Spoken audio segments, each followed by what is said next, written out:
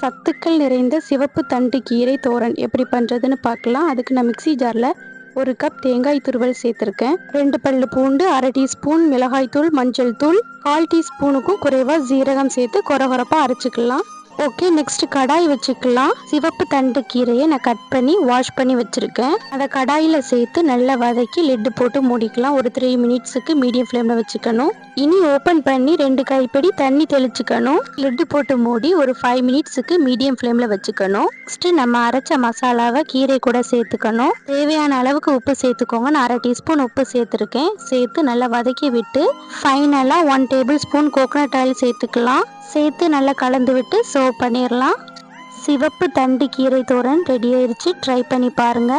ஏராளமான சத்துக்கள் நிறைந்த ஒரு கீரை இது. இதை நீங்கள் வீக்லி ஒரு 3 டைம்ஸ் செஞ்சு சாப்பிடுங்க. உங்களுக்கு இந்த வீடியோ பிடிச்சிருந்தா லைக் பண்ணுங்க, ஷேர் பண்ணுங்க, சப்ஸ்கிரைப் பண்ணுங்க. தேங்க்யூ.